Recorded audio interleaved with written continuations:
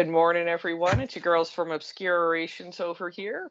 We're doing something different where we've been talking about it for a couple months. And we're finally getting around to it.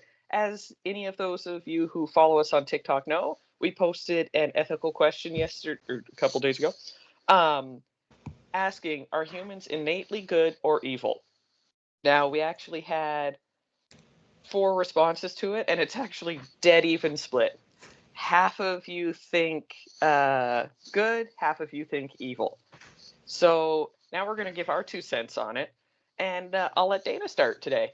Well, I wait to yours. So for me, I looked at your question in 2 different ways. Number 1, you used the word innate, which for anybody out there that doesn't know what the word means, it's natural or inborn. Whenever I've heard the question, it's been inherently good or evil. Oh, you're right. So the difference is inherent. It's pre-existing, which brings us back to that. Going back in time, kids. I think it's about 10, 15 years ago, they started talking about genetics and if there was such a thing as the serial killer gene. So pretty much our question is based on, do you think people are predispositioned to be good or evil? Yes. So now here's my answer. Tina's thought about this, guys. Tina's thought about this. No. I don't believe that people are born good, born evil. I think people are born in the negative state. It's more like a neutral setting. A neutral, negative, natural setting. Your surroundings and your choices make you who you are. So you hear, I watch a lot of serial killer documentaries. Can't help myself. She loves them. She loves them. You hear a lot of serial killers say, I had no control.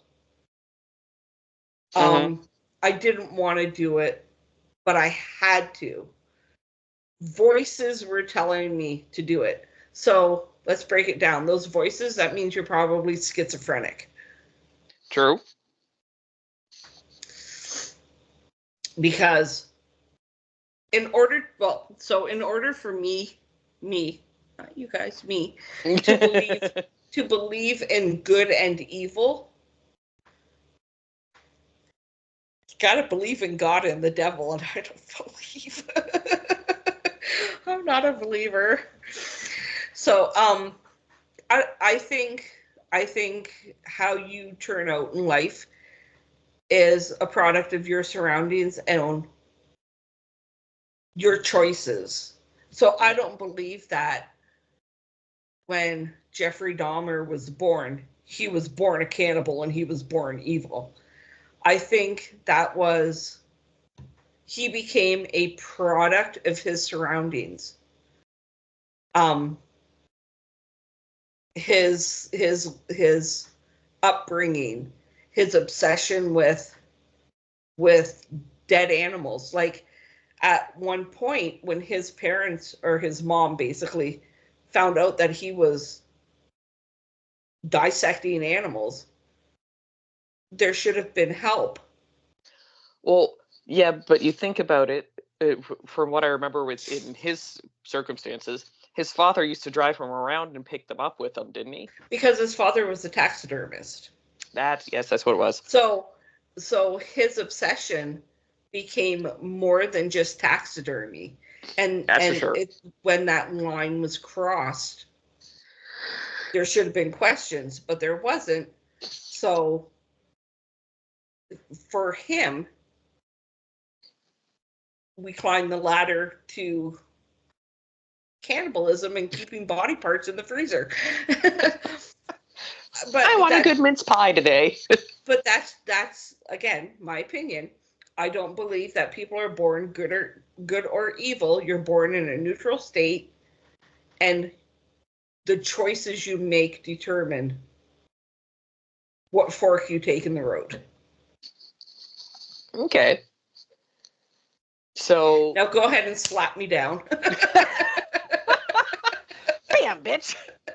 Thursday. So for me, I'm going to go from it for me, I think people are born evil. Not everyone.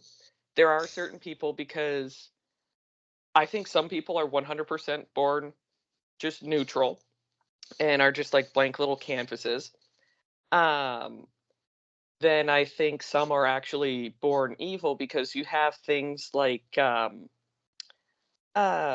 people like Hitler who come along, and you look into his background and you're like, you had normal parents. You had a normal upbringing of the time. Like, obviously, we're going with of the time, because in today's day and age, I'm sure probably wouldn't be considered normal. But you look at stuff like that for me, and I'm like, okay, and yet you became one of the evilest men in history.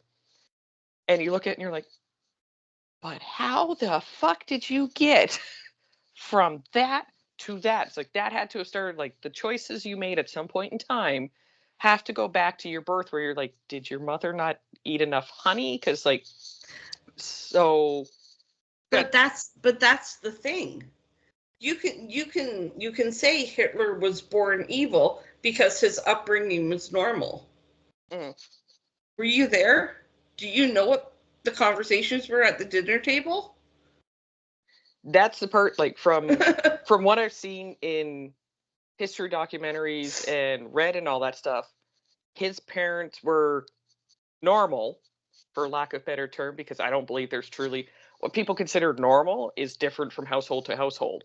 Exactly. So, I mean, we're going to use, anytime that I use normal, it's like, normal. The death rays on the freaking lasers on the freaking sharks' heads. But so an example of it that I say that I can say 100% without a doubt is a genetic born evil. I do believe in the warrior gene, the murderer gene, all those genes. Hell, even the gay one. Because in my family, just that'd be one generation removed, is a murderer. And when my mom talks about her cousin, she says right from the time, like, from the earliest memory that she has of him, which goes way the hell back, because she's older than he is, so she has memories of him back when he was, like, born. He was one of those babies that when he was born, you could tell something wasn't right. And then even when he was a child, something wasn't right up there. So for me, it's one of those things of, when I think about that, because of her talking about her childhood growing up with him, and when he was, trying to remember how young he was the first time that she said that she saw that the light in him just literally flick off, and it was like you said, he would lose control, because it was literally just, he would get so mad at something, and his instant reaction was to just lose his mind and break stuff, try and kill other human beings. And then, I mean, the good thing is isn't a serial killer. So he didn't give into any of those urges that are documented, I should say. But obviously he did get caught with the one and was put away in prison and was released years later. But it was because of that exact thing, where there weren't voices in his head. It was just literally, did you ever watch Vampire Diaries, the TV series? No. So it has the perfect showing of what basically happened for him, where they say that the vampires can turn their humanity on and off, like a little light switch going, and that was exactly it with him. You'd literally see it shut off, and the light in his eyes would just go out, and he would just beat the living hell out of someone or go to the extreme and end up killing someone because he got so mad and the light went, no more light for you. So Okay. in his case, he My was horns. born that way. Because now you're saying he was born that way. Mm. As a mother, if my child showed aggressive behavior like that at a young age, it would have been medical testing. Oh, fuck yeah. Do you have anger management? Are you on the spectrum? Like, what? Why do you have all this rage? So I wouldn't automatically think my child was born evil. I would think my child had a mental illness. I think that's the better. I mean, that's, in my opinion, that's what should have happened. Because, I mean, like I said, he showed signs. Yeah.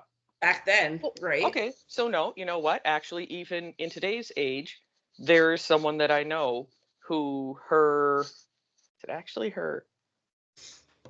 can't remember if it's her grandchild or step grandchild, but it has actually gone up to its sibling who at the time, trying to remember how long ago this was. I want to say at the time the sibling was maybe 3 months old and they were having issues and the parents refused to take the older child, to a fucking psychiatrist or anything because the older child, who's not much older than the new baby in the house, has shown homicidal tendencies already from the age of, I want to say, how old do children start walking at?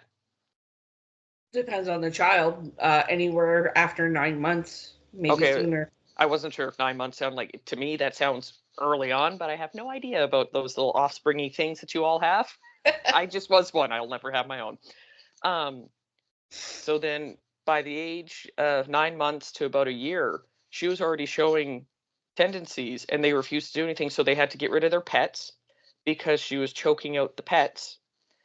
And they had walked in on her numerous times, pinching the baby's nose and covering its mouth while it was trying to sleep. Damn. And when a person there told me, I was like, what the actual fuck? I was like, they need to get that child out of that house. I was like, she's a child and she's already trying to, and she'd already told her parents, yeah, I'm going to murder this baby. I don't want a sibling. So, and in that case, the parents should have stepped up and been parents. Yeah. It's, I know you're not supposed to pick a favorite, but at this point in time, it's going to be picked for you and it's not going to go well. It's not going to be a happy pick. Yeah, you're not going to be happy with this choice. And to me, like, seeing that, now, I by no means am saying that everyone's born evil, because I don't think everyone is. I think there are some people that are born innately good. Now, on a slightly different tangent from that, do I think that it's a good thing that people are born innately good? No, because those are the people who I tend to find who hurt most in life because they go around and they want good things in the world. And I love that about them because they want to bring in the light and the happiness into the world. Yeah. But instead they get this. It's shit on. Yep. Taken advantage of. Yes. And you can see their little happy lights just being dimmed. And I feel badly for them where I'm like, you can literally, like, those are those babies that you see when they're born and they got that giant like toothless smile on their face. They're just like little freaking turtles. I don't know. Sam was born with 4 teeth. I'm sorry, what? What? Sam was born with 4 teeth. What the hell does she need them for in there? They take them out because they don't have roots. They're not attached. I would hope not. They have to take them out so that they don't fall out and the baby chokes. I can't believe that she made 4. I have them. They gave them to me. Here's your pre-baby teeth. So the first time that she had x-rays at the dentist told me she had 3 sets of teeth. She does know she's not a shark, right? Like, she doesn't need to have them fall out and regrow them. Oh, she's a shark. I've got more. See, she knew even in the womb, she knew that she was going to go work in the prison system, and she was like, I'm going to need these. She's secretly a vampire, and we just don't know. That's what the one nurse said in the delivery room. She's a vampire. She's a vampire. Now, get a grip. It's 1998. I'm trying to think. Now, wait a minute. When did Interview with a Vampire come out? That sounds about that era. The book came out in 1979. The movie came out in the early 90s, I believe. I would say that's what I was thinking. I'm like, I think it was like mid to early 90s. So the vampires were all the rage during the 90s. All the rage. You had Buffy going on. You had that. Like, you had them everywhere. Look at me, birthing children like that are in the now. You had the it children. Oh, Lord. So, yeah, so I think anyone else, like, give your comments on what you kind of think about innately being evil or good, or do you think, like Dana said, do you think you're born a blank canvas? And don't get me wrong, I think some people are that way where they're born naturally just neutral, and then you watch, like Jeffrey Dahmer, in some cases where you watch the product of their environment, and you're like, it makes sense. You're like, I would have probably gone that way too. Like, oh crap, the name, Gypsy Rose, like her. That's one, and I think we'll do some episodes dedicated to some more of the serial killer variety, or just murderers in general, because I don't think we didn't notice that you guys liked the Murder in This House episode where we did. I think that had like 40 or 50 views on YouTube alone. It was like, Moida? We like Moida.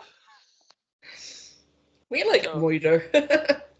And I think I already know next week's ethical question is going to probably have to do with religion, because Dana already touched on it, and that's why it made me laugh. I'm like, oh, I think we will do that question next week. Sorry.